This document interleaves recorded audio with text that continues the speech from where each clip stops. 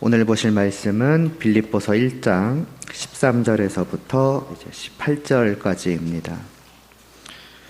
빌립보서 1장 13절에서부터 18절까지 함께 보시겠습니다.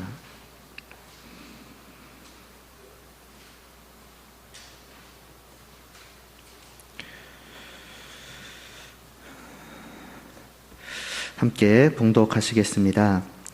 이러므로 나의 매임이 그리스도 안에서 모든 시위대 안과 그 밖의 모든 사람에게 나타났으니 형제 중 다수가 나의 매임으로 말미암아 주 안에서 신뢰함으로 겁없이 하나님의 말씀을 더욱 담대히 전하게 되었느니라.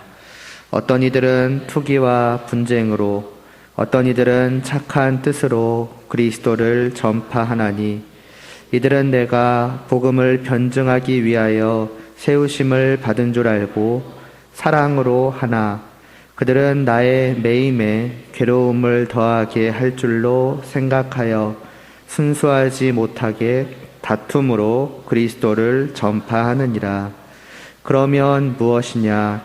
거칠애로 하나 참으로 하나 무슨 방도로 하든지 전파되는 것은 그리스도니 이로써 나는 기뻐하고 또한 기뻐하리라. 아멘. 이제 12절에서 사도 바울은 자신을 걱정하고 있을 성도들에게 위로의 말씀을 전하지요. 내가 당한 일에 대해서 너무 막 염려하고 걱정하지 말라. 근데 그게 그냥 자기가 어떤 괜찮기 때문이 아니라 자기가 당한 일이 도리어 복음의 전파에 진전이 되었기 때문에 그 주님의 일로 말미암아서 너희들은 위로를 받고 마지막에 안심하고 또 기뻐하라. 이런 말씀이었죠. 그렇다면은 사도 바울이 당한 일이 어떻게 복음 전파에 진전이 되었을까요? 감옥에 갇힌 그 일이 도대체 왜 진전이 되었냐고 하는 것이지요. 먼저 13절에서 사도 바울은 이러므로 나의 매임이 그리스도 안에서 모든 시위대 안과 그 밖의 모든 사람에게 나타났다라고 말씀을 합니다. 그러니까 자신이 감옥에 갇힌 그 일이 감옥을 지키는 그 시위대 사람들이나 또 다른 여러 사람들에게 알려졌다는 것인데, 그냥 생각해보면 바울이라는 이름의 죄수가 감옥에 들어왔다더라, 그게 알려졌는가 정도로 생각을 해볼 수 있겠습니다마는 그리스도 안에서 나타났다라고 하니까 의미가 조금 달라지겠지요. 그러니까 바울이 감옥에 들어오기 전까지는 감옥 안에 있는 사람들이나 그 주위 밖에 있는 사람들에게 예수라는 이름이 들려질 일은 없었을 것입니다. 그저 바울이 복음을 전했던 그 사람들만이 그 이름을 들은 정도였겠죠. 그런데 바울이라는 이 죄수가 감옥에 갇힘으로써, 감옥 안에 들어옴으로써 어떻게 되느냐? 이제는 그 감옥 안이나 그 주위에 있던 사람들도 예수 그리스도에 대한 것을 듣게 된 것입니다. 먼저는 이 바울이라는 새로운 죄수가 왔는데 그 죄목이 좀 특이하죠. 일반 사람들하고 다른 거죠. 어떤 범죄를 저질렀기 때문이 아니라 예수라는 존재 때문이라더라. 예수라는 사람을, 이들에게는 사람이겠죠. 예수라는 사람을 전하다가 그가 붙잡혀서 감옥에 갇힌 것이다 라는 것이 알려졌을 것이고, 그 특이한 정말 죄목 같지도 않은 그 죄목은 당연히 감옥 안팎에 있는 사람들의 관심을 끌게 되었겠고, 그래서 결과적으로 예수님의 이름이 전파되게 된 것입니다. 거기다가 바울이 그저 감옥에 갇혀서 가만히 앉아있을 사람이 아니지 않습니까? 분명 그 안에서도 복음을 전하였기 때문일 것입니다. 바울의 죄목과 그가 전하는 말, 이 두 가지가 합쳐져서 감옥 안팎에, 이전까지는 복음이 들려지지 않았던 그 곳까지도 복음이 전파되고 또 퍼지게 되었던 것이지요. 이것은 분명히 의외의 결과요, 일종의 반전이었을 것입니다. 왜냐하면은 바울과 그가 전하는 그 복음의 그 대적들이 그를 마침내 감옥에 가두었을 때에 예상했던 것은 이런 것이 아니었을 것이기 때문입니다. 바울이 감옥에 갇히게 됐다는 사실을 들었을 때에 또 그들 대적들만이 아니라 온 교회가 예상했던 것도 아마 이런 것은 아니었겠죠. 대적이나 교회나 모든 사람들은 혹은 기뻐하며 혹은 안타까워하면서 복음 전파가 드디어 이렇게 좌절되고 마는구나. 누구보다 이방을 향하여 예수 그리스도를 전하기에 열심을 다해왔던, 말하자면 복음 전파의 선봉장과도 같았던 그가 잡혔으니 이제 이 일은 기세를 잃고 꺾이게 될 것이고 예수 그리스도의 이름도 더 이상 퍼지지 않게 되겠구나라고 생각을 하였을 것이기 때문입니다. 더욱이 복음 전파가 진전이 된 것에는 이 바울이라는 특이한 죄수 한 명이 감옥에 갇힌 것 때문만이 아니었습니다. 단순히 그의 죄목 아닌 죄목이 사람들의 이목을 끌었기 때문만이 아니었던 것이지요. 그러니까 바울이 감옥에 갇힌 그 일 자체만으로도 주님의 이름이 이전에 알려지지 않았던 곳까지 알려지기 시작을 했는데, 심지어는 그가 감옥에 갇힌 일은 하나의 계기가 되기도 하였습니다. 이 일로 말미암아서 복음 전파의 진전이 되기 시작한 또 다른 일들이 이제 밖에서 일어나기 시작을 한 것이지요.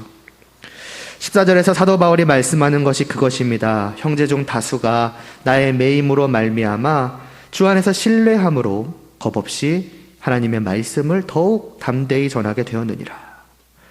이 한글 이제 번역이 조금 그러니까 이해하기가 어려울 수 있기에 조금 풀어서 해석을 하자면은, 그러니까 주님 안에 있는 형제들, 그러니까 주님을 믿는 형제들 중 많은 사람들이 이 바울이 감옥에 갇힌 일로 말미암아서 나도 하나님의 말씀을 겁없이 더욱 담대하게 전해야겠다라는 그런 어떤 용기, 그런 어떤 확신을 이제 갖게 되었고, 그래서 그렇게 하기 시작하였다라는 뜻입니다. 요즘에는 이런 일을 가리켜서 이제 선한 영향력이라는 표현을 사용하지 않습니까? 사도 바울이 그런 경우인 것입니다. 그동안 주님 안에 있는 많은 사람들, 주님을 믿으며 사랑한다 하는 그 많은 성도들이 복음을 전하는 일에 소극적이었습니다. 왜냐하면은 세상의 핍박이 두렵기 때문이지요.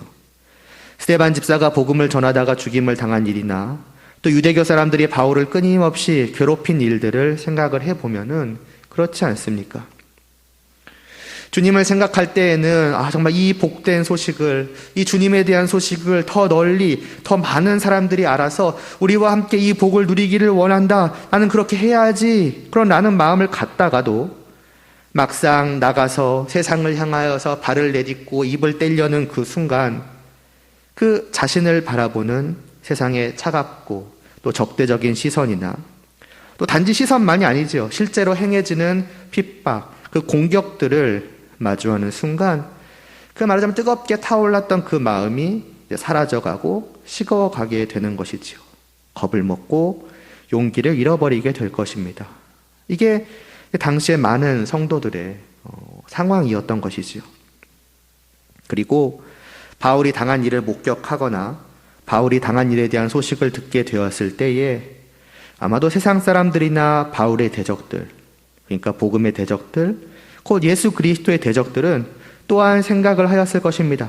자신들은 이 바울의 걸음만 막은 것이 아니라 이를 통해서 온 교회의 걸음을 막은 것이다 라고 말입니다.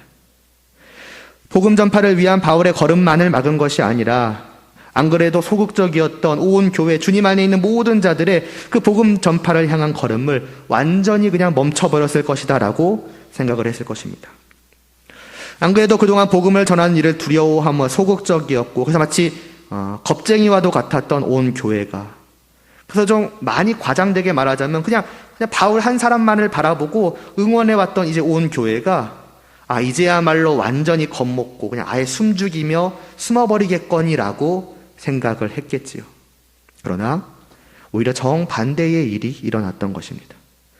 오히려 바울이 당한 일이 주님 안에 있는 수많은 자들의 마음에, 영혼에 불을 붙이게 된 것입니다. 오히려 그동안 두려워하며 소극적이고 복음을 전하는 일에 있어서는 마치 숨어 지내는 것과도 같았던 그들이 이제는 용기를 가지고 담대함을 얻고 뛰쳐나와서 복음을 전하기 시작한 것입니다. 사도 바울도 저런 일을 당하는데, 또 저런 일을 당하면서도 꺾이지 않고 또 계속해서 복음을 전하려고 하는데, 내가 뭐하고 있는가? 우리가 이래서야 되겠는가? 나도 나가서 복음을 전해야지. 이렇게 된 것입니다. 그러니까 주님의 일이라고 하는 것은 사람의 어떤 상식, 사람이 흔히 할 수 있는 일반적인 예상, 또 예측대로 되어지는 것이 아니라는 것이지요. 주님의 지혜와 주님의 능력은 참으로 한이 없으시다는 것을 우리는 잘 알지 않습니까? 그 말은 우리가 생각하는 모든 것을 뛰어넘어서 역사하실 수 있고 또 그렇게 역사하시는 분이 주님이시다라는 것입니다. 그래서 주님의 일의 성취 여부, 주님의 일이 진전되느냐 안 되느냐의 여부는 사람의 많고 적음이라던가 당장 그 눈앞에 어떤 성공, 실패 그런 여부에 달려있는 것이 아닙니다. 바울 한 사람으로 말미암아 그리고 얼핏 보면 그 일의 실패처럼 보이는 그러한 일의 결과가 오히려 이러한 역사로 이어지는 것 아니겠습니까? 이는 오늘 우리에게 있어서도 마찬가지일 것입니다. 주님 안에 있는 어떤 대부분의 사람들이 안 하고 뭔가 소극적인 상황 속에서 나 혼자 뭘 하는 게 무슨 의미가 있는가? 겨우 우리 몇이서 뭔가를 해간다는 게 의미가 있는가? 이런 생각 너무나 쉽게 또 당연하게 할 수 있지 않겠습니까? 예를 들어 교회 안에서 많은 사람들이 하나님의 말씀을 다르게 알고 또 받고 있고 또 교회 안에서 이루어지는 많은 일들이 하나님의 말씀과는 아무래도 다른 것 같다라는 생각을 하게 되었다고 가정을 해본다면은 과연 그런 상황 속에서 온 교회가 그러한 상황 속에서 나 혼자 주님의 말씀을 잘 듣고 따라가는 게 무슨 의미가 있을까요? 물론 나 개인적으로야 의미가 있겠지만은 그것이 교회 전체적으로 볼 때 과연 의미가 있겠습니까? 나 혼자 교회 안에서 그 주님의 말씀대로 행해가는 게 어떤 영향이 있을 것이며 나 혼자 변해간다고 교회가 바뀔 것인가? 그냥 교회 대부분의 사람들이 생각하고 마음 먹고 행동하는 대로 따라가는 게 좋지 않을까라는 생각을 할 수 있으며 또 그렇게 살아가는 선택을 할 수 있겠지요. 아니면 좀 더 넓게 봐서 우리나라에 있는 대다수의 교회들이 나나 혹은 우리나 다르게 알고 있고 믿고 있고 다르게 생각하고 행동하고 한다면 맞으면 그것이 교회의 주류의 흐름이라고 한다면은 그것이 아니라는 것을 알매도 불구하고 그러한 흐름을 거슬러서 무언가를 한다는 것은 쉽지 않을 것입니다. 마치 모난 돌 같은 역할을 굳이 해야 하나는 생각도 들 것이고 그 이전에 대다수가 저것이 옳다고 말하고 저렇게 한다면은 어쩌면 내가 잘못된 것이 아닌가, 내가 이렇게 하는 것은 오히려 틀린 것이 아닌가 어떤 그런 생각을 할 수가 있습니다만은 그러나 적어도 주님의 역사는 그러한 것이 아니라는 것이지요. 바울 한 사람이 주님 안에 있는 대다수의 사람들을 바꾸어 놓은 것처럼 주님의 말씀을 진정으로 바르게 따르는 그 한 사람, 그 소수가 오히려 마침내는 소극적이던 교회를 적극적으로, 두려워하던 교회를 담대하게, 또 잘못된 방향으로 가던 교회를 올바른 방향으로 이끌 수 있는 것입니다. 주님께서 그렇게 만들어 가시는 것입니다. 심지어는 그가 그 일을 의도하든 안 하든 그 일에 마치 리더가 돼서 나서든 안 나서든 말입니다. 바울이 그런 생각을 하며 이 일을 했겠습니까? 나 한 사람이 정말 희생해서 온 교회를 바꾸어 놓아야겠다. 내가 이 감옥에 갇히는 이 일을 통해서 모든 사람들의 마음에 불을 지펴야겠다. 그렇지 않았을 것입니다. 그저 그는 주님께서 자신의 맡기신 일에 충성되이 향하며 자신에게 맡기신 그 말씀을 충성되이 그 전하였을 뿐입니다. 더구나 우리는 보통 높은 자리에 올라서 무슨 리더처럼 사람들 앞에 나서서 사람들을 이끌어야 그래야 사람들이 따를 것이라고, 그래야 사람들이 나를 통해 변화될 것이라고 생각하지만 그것도 아닌 것입니다. 바울은 말하자면 지금 가장 낮은 위치에 있게 되었습니다.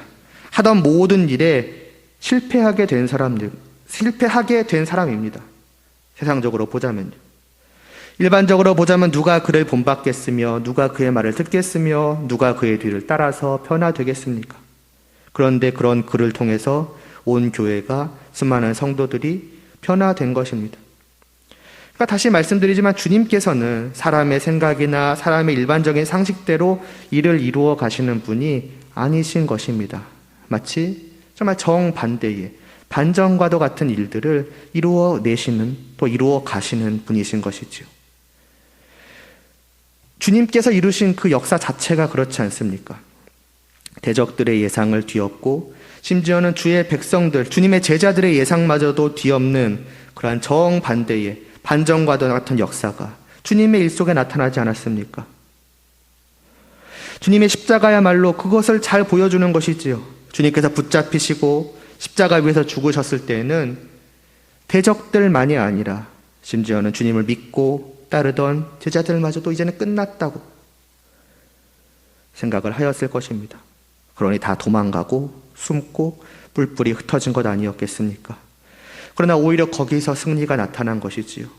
오히려 바로 거기서 주님께서 이 땅에 오신 목적이 성취된 것 아니었습니까?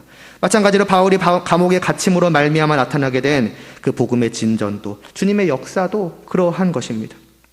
주님의 일은 이러한 것이라는 말이지요. 사람의 많고 적음에 관계없이, 또 그 일 자체, 그 겉으로 보여지는 승패, 성취 여부에 관계없이 주님은 자신의 일을 끊임없이 계속해서 이루어 가시는 것입니다. 자신의 일을 진전시켜 가시는 것입니다. 그러니까 우리는 나 혼자서 뭘 일하는 생각이라던가, 내가 소수이냐 아니냐, 내 위치가 높으냐 낮으냐, 내가 얼마나 영향력이 있는 사람이냐 아니냐, 이런 어떤 세상적인 판단 기준을 버릴 필요가 있는 것입니다.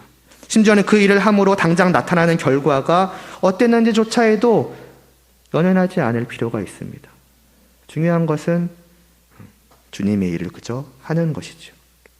주님의 종으로서 말씀하신 그 삶을, 주님의 종으로서 맡기신 그 일을 살아가는 것이며 해보는 것이며 살아내는 것이며 해내는 것입니다.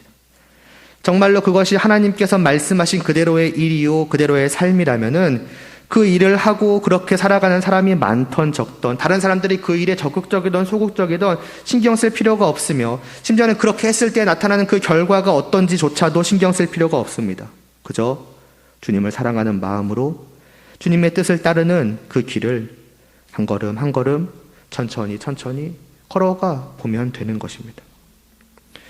그 일의 그 당장의 결과 말고 최종적인 결과는 주님께 맡기는 것이며, 심지어는 그 최종적인 결과가 내 눈앞에 보이지 않을지라도 사도 바울을 통해 그러하신 것처럼 이 나 한 사람을, 또 이 나 한 사람이 주님의 일을 따른 그것을 주님께서 주님의 계획대로, 주님의 뜻대로, 주님의 능력대로 사용하여 주실 것을 바라며, 또 그렇게 하여 주실 것을 믿음으로 바라보면 될 뿐입니다. 그러니까 충성된 종은 다른 것을 신경 쓸 것이 없는 것이죠. 물론 사도 바울처럼 그 놀라운 결과를 자신의 눈으로 바라볼 수 있으면야 더할 나위 없이 좋겠습니다마는, 그렇지 않다 하더라도 그냥 충실하면 될 뿐입니다. 왜냐하면 주님께서는 쉼 없이 일하시고 계실 것이니까요. 우리 눈에 보이는 결과가 나오지 않는다고 해서 주님께서 아무것도 안 하고 그냥 우리처럼 쉬고 계시는가, 우리가 쉬는 것처럼, 그렇지 않으니까요. 분명 주님께서는 사람의 모든 것을 초월하시는 그 무한하신 지혜와 능력으로 우리의 모든 것을 사용하여 자신의 일을 이루어 가실 것이며, 그것은 언젠가 분명히 마침내는 드러나게 될 것입니다. 무엇보다 마지막 날에 그러하겠죠.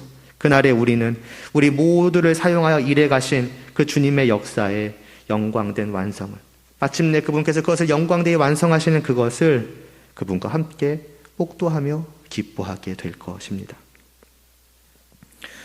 자, 그런데 이렇게 바울이 감옥의 갇힘으로 말미암아 오히려 복음이 진전되는 이 놀라운 어떤 반전의 역사에는 또 다른 반전이 있었습니다.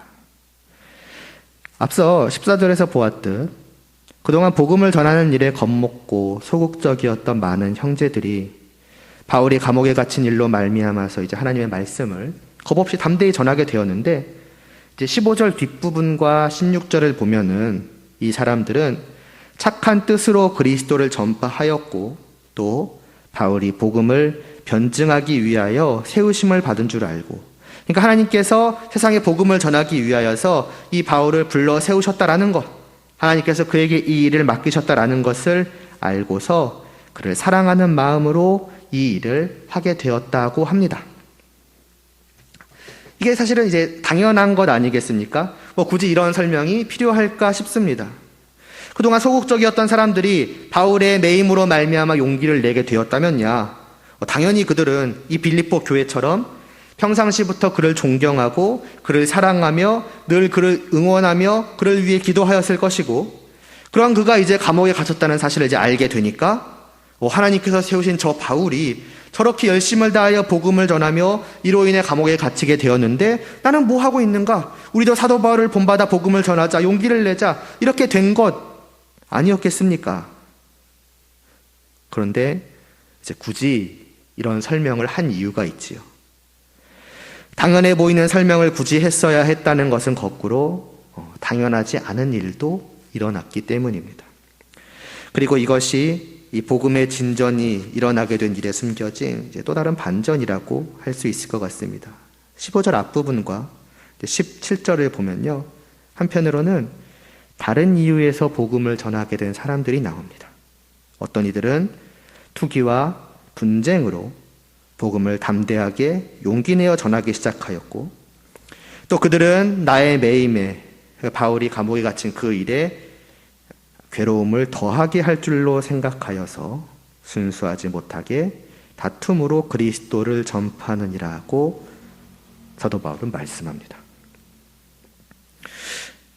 당연히 바울로 말미암아 복음을 전하는 일에 용기를 얻게 되었다면 앞에서 말했던 그런 경우일 것인데, 누구나 그럴 것이라고 생각을 하는데 오히려 전혀 다르게, 어찌 보면 완전히 반대로 바울에게 질투하고 바울에게 괴로움을 더하게 하기 위해서 이런 것들이 복음을 전하는 이유가 된 사람들이 있었다라는 것입니다. 그러니까 복음을 전하는 그 선한 일을 악한 의도로 하는 사람이 있었으며, 그들을 통해 또 복음이 진전되고 있었다는 것, 이게 이 일에 담긴 이제 또 다른 반전이지요. 모두가 복음 전파의 소극적인 상황에서 어찌 보면 그 바울만 이제 앞장서서 복음을 전하는 그 일을 바라보면서 이제 질투하는 사람들이 있는 것입니다. 그것을 응원하고 위에서 기도하며, 야, 대단하다, 나도 저분을 본받아야지 하는 것이 아니라, 쉽게 말하자면 왜 자기만 나서서 주목을 받느냐 하는 것이죠. 그래서 왜 자기만 나서서 주목을 받으며 많은 사람들에게 말하자면 우러러 봄을 받느냐는 거죠. 저들은 바울이 행하는 복음 전파를 일종의 인기, 어떤 권위, 어떤 영향력 행사, 이런 걸로 받아들인 것입니다. 나도 저렇게 해서 인기를 얻어야지, 나도 저렇게 해서 존경을 받아야지, 사람들에게 권위를 얻어야지, 그리고 교회에서 높은 자리에 올라서서 사람들에게 영향력을 행사해야지, 이런 생각인 것이죠. 근데 어쨌든 지금 바울만 나서서 어떻게 보면 주목을 받고 있는 상황이잖아요. 질투하는 거죠. 내가 저래야 되는데. 그런데 마침 바울이 감옥에 갇힌 겁니다. 이제 기회죠. 바울은 이제 교회 안에서 실패한 사람이 되었을 것이고 높은 지위에서 추락한 사람이 되었을 것 아니겠는가? 이제 내가 나서야지. 내가 나서서 복음을 담대하게 전하고 용기 있게 전하고, 그래서 사람들에게 인기와 사랑과 존경을 얻고, 그래서 바울이 차지하고 있던 그 자리를 내가 올라서는 것과 같이 되면은, 그래서 바울이 누리던 사랑과 존경과 인기를 내가 독차지하는 것처럼 되면은, 그것을 빼앗긴 바울은 얼마나 이를 갈며 분해할까. 이런 생각으로 나서서 복음을 열심히 전하기 시작을 한 이제 그런 사람들이 꽤 있었던 것이죠. 무엇입니까? 지극히 세상적인 논리, 세상적인 시선으로 바울을 바라보고 교회를 바라보는 것입니다. 오늘날로 말하자면 그들에게 교회는 일종의 회사라던가, 옛날식으로 말하자면 일종의 왕국과도 같은 것이며, 사도는 일종의 회장이나 왕 같은 자요, 그의 모든 사람들도 다 어떤 지위나 계급이나 그런 개념으로 보여지는 것이며, 그들이 하는 모든 일들, 그들이 맡은 모든 일들도 다 그런 식으로 보이는 거죠. 그들은 어떤 아무런 세상적인 목적 없이 정말 순수하게 주님을 사랑하고 바울을 사랑해서 복음을 전한다는 것을 이해하지 못하였을 것입니다. 받아들이지를 못하였을 것입니다. 왜냐하면 자기가 그런 사람이니까요. 모든 일에는 이유와 목적이 분명히 있고, 그건 다른 게 아니라 남들보다 더 앞서는 것, 남들보다 더 위로 올라가는 것, 다른 사람들을 내 아래에 두는 것, 이어야만 하니까요. 그게 당연한 거니까요. 그게 훌륭하고 멋진 인생이요, 성공한 인생이니까요. 지난 시간에 두 가족 이야기를 하지 않았습니까? 그런 겁니다. 세상이라는 가족에 속한 자의 입장에서는 저 교회 공동체, 저 가족들이 하는 말, 그들의 생각, 그들의 행동 이런 것들이 도무지 이해가 되지 않는 것이며, 그러니까 이해가 되지 않으니까 저건 아닐 것이다라고 생각을 하는 거예요. 아, 저쪽도 원래는 이럴 거야. 다만 그냥 겉으로 가식을 떨 뿐인 거야. 속으로는 우리와 똑같은, 나와 내가 생각하는 지금 그런 생각을 하고 있는 거지. 이런 생각을 예전에도 했었고, 그리고 분명히 이전에 이쪽으로 넘어왔는데, 교회라는 가족 공동체 안으로 들어왔는데도 불구하고 여전히 본래 속해 있던 그 세상 가정, 세상 가족, 그 세상 가정 안에서 했던 대로 생각하고 행동하고 하는 것입니다. 아주 가끔 간혹 그런 얘기를 들을 때가 있습니다. 어떤 교회에서는 이제 많은 목사님들이 계시는데 서로 경쟁한다더라. 말씀을 잘 전한다던가 교제를 잘 한다던가 해서 막 성도들이 당연히 좋아하는 거죠. 좋아하는 것은 이제 인기를 끄는 걸로 여기고, 인기를 끌고 하면은 시기하고 질투하고 자기도 막 더 뭘 하려고 하고, 그렇게 경쟁하고, 그래서 뭐 수석의 자리를 차지하려고 한다. 그런 이야기를 들으면 정말 어떤 소설 같은 느낌으로 듣습니다. 이게 어떤 기독교식의 그 소설인가. 그러니까 뭐랄까 현실적이지가 않은 거예요. 전혀 현실성이 없어 보이는 거예요. 교회에 그런 게 도대체 어디 있냐는 거죠. 그런 사람이 어디 있고, 심지어는 그 사람이 교육자래요. 야, 진짜, 그러니까 말 그대로 기독교를 배경으로 한 어떤 암투 소설과도 같은 그런 거 아니겠는가? 말도 안 되죠. 그러나 사람들은 거꾸로 말할 것입니다. 너야말로 설마 그런 마음이 없겠냐고요. 큰 교회를 가야 성경관 교육자고, 또 모든 목회자들이 부러워하는 목회자이고, 또 큰 교회 안에서도 경쟁해서 제일 위에까지 올라가야지 되는 거고, 작은 교회를 가면은 실패하거나 다들 신경도 쓰지 않는 교육자이다. 이게 당연한 생각들 아니겠느냐? 누구나 가지고 있는 마음, 조금 다르게 말하자면 인간적인 욕망 아니겠느냐고 말입니다. 교회라고 다를 바 있느냐는 것이지요. 이런 식의 세상의 논리가 교회 안에도 들어와 있는 것처럼 보입니다. 있는 것처럼이 아니라 들어와 있는 것 같습니다. 어쩌면 그러한 생각이 교회 안을 가득 채웠고, 그래서 오히려 이제는 교회 안에서도 이것이 당연하고 자연스러워졌는지도 모르겠습니다. 분명히 세상과 교회는 서로 다른 가족이고 다른 가정이어야 하는데 같아지고 있는 거예요. 분명히 서로를 이해하지 못하고 서로 대화가 안 통해야 하는 가정이어야 하는데 서로가 너무 잘 이해가 되고, 맞다고, 우리도 그렇다고, 그거 당연한 거지라고 너무 잘 대화가 되는 거죠. 그것은 세상이 세상 같지 않던가, 교회가 교회 같지 않던가, 둘 중 하나라는 거겠고, 10중 8군 후자 쪽이겠죠. 오해하실까봐 말씀을 드리자면, 큰 교회가 나빴고 작은 교회가 착하다 이런 얘기가 아닙니다. 크던 작던 교회와 직분, 하나님께서 교회에게 맡기신 모든 일과 그 일을 하기 위해서 정하신 직분을 내가 어떻게 바라보고 있는가 하는 그 나의 시선, 내 마음에 대해 말씀을 드리는 것입니다. 사도행전에 보면 하루 수천 명을 전도하는데 성공한 놀라운 역사가 있었고, 또 한편으로는 복음을 전하다가 돌에 맞아 죽은 실패한 역사도 있었죠. 전자는 성공한 것이고 해낸 것이며 후자는 실패한 것입니까? 전자는 놀라운 역사를 이루어낸 것이고 후자는 아무 결실도 맺지 못하고 비참한 최후를 맞이한 것입니까? 나는 전자와 같이 되고 싶고 되어야 하고 그걸 목표로 하는 사람이 되어야 하며 절대로 후자와 같은 결말을 맞이해서는 안 되겠다 하는 그러한 것입니까? 교역자만이 아니라 교회 전체로 좀 넓혀서 말을 해보자면은, 교회 안에서의 모든 직분과 모든 봉사의 일을 왜 맡아서 하는 것입니까? 그 이유와 그 목적이 무엇입니까? 교회 공동체라는 이 하나님의 가정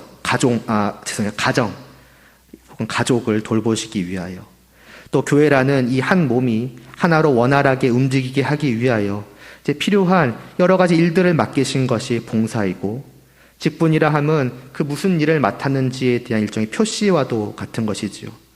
좀 가볍게 비유를 해보자면은, 옛날 학교식으로 말하자면은 미화 담당, 청소 담당, 급식 담당, 이런 느낌이라면 좀 비슷할지 모르겠습니다. 그러나 어느새 교회 안에서도 직분이라 하면은 저 높은 자리에 올라가야 하는 그런 높은 지위, 계급이 되어버려 있지는 않으며, 또 봉사는 그것을 위한 수단이거나 혹은 이제 그 자리에 올랐으니까 이제 그 자리를 누려야죠. 영향력을 발휘해야죠. 어떤 그런 것이 되어버리고 있지는 않습니까? 주님께서 이 교회를 위해서 이 일을 나에게 맡기셨기에, 나를 이 자리에 세우셨기에, 그래서 주님을 위하여 또 사랑하는 마음으로, 또 맡기신 교회를 위하여 교회를 돌보고자 하는 그 사랑의 마음으로 참 어떤 목적 없이, 그러니까 목적이라고 하면 정말 딱 주님과 교회만이 되어지는 그런 마음으로 순수하게 과연 하고 있는지요. 저도 마찬가지이지요. 이 자리에 이제 올라서서 말씀을 전함으로 이 모두 위에 서가지고, 물론 좀 위기는 하죠. 높기는 하지만 아래에 있는 여러분들을 내려다보고, 여러분들이 위에 있는 저를 이렇게 높이 보고, 그래서 그것을 막 즐기며 나의 말을 사람들이 다 귀담아 듣는구나, 나에게 존경의 눈길을 보내는구나, 나를 바라보게 만드는 그런, 그래서 이 자리를 어떻게 보면은 즐기는 그런 게 교육자, 또 목회자요, 말씀을 전하는 자입니까?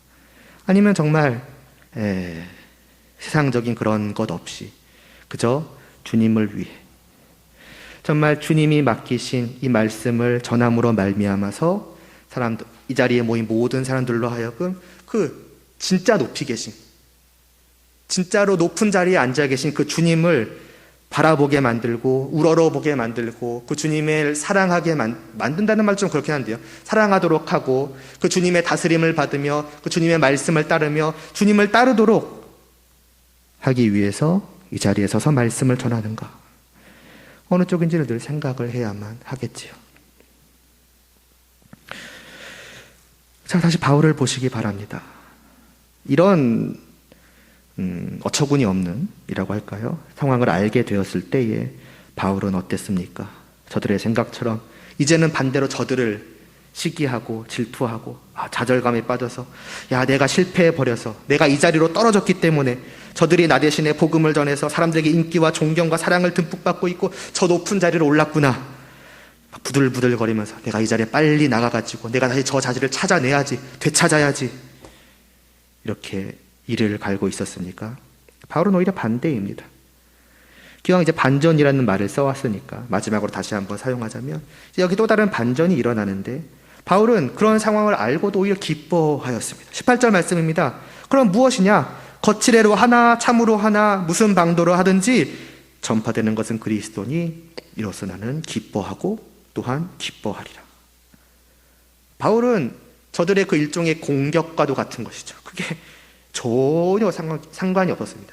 그게 그 바울의 어떤 마음의 상처, 아픔, 그런 게 전혀 되지 않았습니다. 왜냐하면 어떤 마음으로 했든지 간에 결과적으로 그들은 복음을, 주님을 전했기 때문입니다. 결국 그들을 통해서 지금 주님이 전파되고 있는 것이기 때문입니다.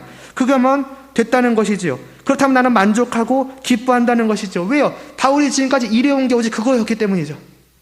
바울이 오직 지금까지 바라보았던 게 나는 어떻게든지 간에 주님의 복음을 전하겠다라고 하고 있는데 지금 자신이 못하는 그 일을 저들이 하고 있으며 저들을 통해 자신이 그토록 바라던 지금 주님이 전파되고 있는 것이거든요.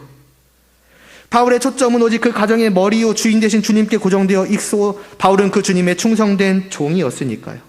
오히려 기뻐할 수밖에 없는 겁니다. 이게 어찌 보면 교회예요, 참 성도인 것이죠. 저들은 세상적인 생각으로 시기와 질투로 바울을 괴롭게 하기 위하여 그랬건만 바울에게는 그게 아무런 의미가 없는 것입니다. 왜냐하면은 이제 다른 가정이니까요. 저들의 논리는 바울에게 받아들여질 것이 아니니까요. 그것이 바울의 마음을 상하게 하지 못하는 것입니다. 그러니까 지난 시간에도 말씀드렸고 아까도 잠깐 말씀드렸던 것처럼 서로 대화가 안 통하는 거예요. 막 외국어로 아무리 내 귀에다가 욕을 한다 할지라도 나는 그 말을 못 알아듣는 거예요. 왜냐하면 서로 다른 사람이거든요. 다른 가정이거든요. 다른 나라거든요. 내가 이런 의도를 가지고 이렇게 말하면은, 내가 시기와 질투의 의도를 가지고 저를 말하자면 더 괴롭게 하기 위해서 이렇게 해야지라고 하면은, 말하자면 상대방, 그 바울도 그에 맞게 반응을 해야 되는데 바울에게는 그게 이제 안 들리는 거예요. 그 논리가 통하지가 않는 거예요. 그러니까 그들은 세상의 관점으로 바울을 바라보며 바울을 공격하나 바울은 교회의 관점으로 주님을 바라보며 기쁨으로 받는 거죠. 이게 교회와 그 교회를 대적하는 그 세상과의 그 관계 속에서 나타나는 이제 교회의 모습인 것이며 심지어는 이제 교회 안에서 나타나는 모습이기도 합니다. 그럼 이러한 관계 속에서 이제 바울이 있고, 정말 바울을 사랑으로 따르는 사람이 있고, 한편으로는 교회 안에서 바울을 어떻게 공격하는 이제 이런 세 부류의 사람이 있고, 크게 보면 이제 두 부류겠죠, 있는데, 과연 오늘 나는 어떤 입장에 있는 사람인가를 생각을 해보아야 할 것입니다. 바울과 바울을 사랑함으로 주의 일을 해가는 그 성도들과 같은 사람들인지, 아니면 역시나 교회 안에 있을 때 여전히 세상에 속해 있을 때 그걸 버리지 못하고 그대로 교회 안에서 이 새로운 주님의 가정 안에서 세상의 관점으로 무언가를 해나가는 사람들입니까? 바울과 그를 사랑함으로, 그래서 주님을 사랑함으로 주님의 일을 해가는 사람들의 입장에 있다면, 오늘 말씀을 통해 우리가 기억해야 할 것은 어찌되었든 주님의 일은 분명히 진전되어 간다는 것입니다. 우리가 정말 주님을 사랑하는 입장에서 내가 사랑하는 그 주님의 일은 멈추지 않고 무슨 일들이 일어난다 할지라도 끊임없이 앞으로 전진되어 나아간다고 하는 것입니다. 우리의 바램처럼 말이죠. 우리는 오늘날 교회를 볼 때 많은 걱정을 하게 됩니다. 도무지 희망찬 미래가 보이지 않고 이러다가 결국 교회는 쇠락하여 말 것이 아닌가. 그러나 분명한 것은 주님께서는 언제나 사람의 생각을 초월하여 일하시며 그분이 뜻하신 모든 바는 틀림없이 이루어진다는 것입니다. 그래서 얼핏 우리의 눈으로 보기에는 교회 안팎으로 수많은 문제들밖에 보이지 않으며 그 안에서 이 작은 내가 뭘 할 수 있겠으며 무엇을 한들 의미가 있겠는가. 더러운 흙탕물 속에 맑은 물 한 방울 던져 넣은다 한들 아무것도 변하는 것은 없지 않겠는가라는 마음으로 어느새 나 자신도 소극적이 되어갈 수 있겠고, 또 그렇게 되어가는 것이 어떻게 보면 당연해 보일 수도 있지만, 그런 현실 속이라 할지라도 주님을 믿고 주님의 역사를 믿음으로 주님의 종으로서 이 작은 내가 할 수 있는 일, 해야 하는 일, 이 나에 과연 주님께서 무슨 일을 맡기셨을지를 교회 안에서나 교회 밖에서 찾고 그걸 찾게 되었다면 이제 해가는 것이죠. 또 그런 나와는 정말 다른 의도로 교회 안에서 많은 사람들이 움직이는 모습들이 눈에 보일지라도 관점을 달리 해보시기를 바랍니다. 결국 그들이 어떤 의도로 움직이든지 간에 결국 주님께서는 그 일을 사용하여 주실 것입니다. 극단적으로 얘기해서 무언가를 얻어내기 위해서 봉사를 할지라도 결국 그 봉사를 통해 주님의 교회는 돌아가는 것입니다. 그들이 죄악된 의도로 할지라도 주님께서는 그것을 선하게 바꾸어 사용하시는 것이지요. 중요한 것은 내가 거기에 딸려 들어가지 않는 것이지요. 야, 저렇게 하니까 마침내 한 자리 얻는구나. 나도 가만히 있으면 안 되지. 라는 식으로 말입니다. 정말 바울과 같이 요동하지 않고 오직 주님을 바라보며 결국 주님의 일을 하고 있구나. 나는 이러한 뜻으로 하지만 저들은 저런 뜻으로 하되 결국 저들도 주님의 일을 하고 있구나 라는 사실, 그걸 통해서 주님의 일이 이루어지고 있구나 라는 사실에 기뻐해야 하는 것입니다. 저들은 얻어내기 위해 일하고 얻어내게 되었을 때에는, 맞으면 그들이 바라던 그 높은 자리에 올라갔을 때에는, 마치 경쟁자를 밀치고 자기가 올라갔을 때에는 그 아랫사람들을 내려다보면서 야, 나는 이렇게 했지, 너는 여전히 그 자리에 있네 라는 식으로 우리를 바라볼지라도 마치 성공한 자처럼요.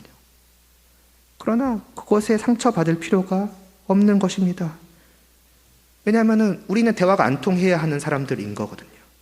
그러니까 그저 주님의 일이 지금 또 되어지고 있구나. 그 주님을 바라보고 기뻐해야 하는 겁니다. 대화가 안 통하되 기뻐하는, 아니 안 통하기에 기뻐할 수 있는 어찌 보면 그러한 우리들이 되어야 할 것입니다. 반대로 혹시라도 내가 그 시기와 질투로 하는, 여전히 교회 안에서 세상의 관점으로 살아가는 사람이라면, 그런 우리가 생각해야 할 것은 첫째로 그럼에도 불구하고 주님께서는 우리를 자신의 몸으로, 자신의 가족으로 여겨주신다는 것입니다. 내 가정에서 나가라는 식으로, 너는 맞지 않아라는 식으로 하지 않으신다는 것이지요. 14절에서 사도 바울은 형제 중에 다수가 라고 말을 하였고, 그 가운데 그 형제들 중에 15절 앞부분이나 17절에 나온 투기나 분쟁, 순수하지 못하게 다툼으로 하는 자들이 있다고 합니다. 그러니까 무엇입니까? 그들도 여전히 그럼에도 불구하고 형제들이라는 것이지요. 한 가족, 이 가정에 소속된 사람들이라는 것입니다. 사실 말도 안 되는 것이지요. 이런 사람들은 주님의 교회에 어울리지 않는 사람들이지요. 주님의 교회 안으로 들어와 어떻게 보면 세상의 더러움으로 교회를 더럽히는 자들이지요. 라고 생각하기가 쉬울 것이지만은 이런 당연해 보이는 생각도 어찌 보면 우리의 인간적인 생각일 수 있습니다. 주님께서는 그렇게 생각을 하지 않으시는 것이죠. 그들도 여전히 받아주시는 것입니다. 여전히 자신의 가족이요 자신과 한 몸 된 자들로 여겨주시며 그들을 내쫓아버리지 않으신다는 것이죠.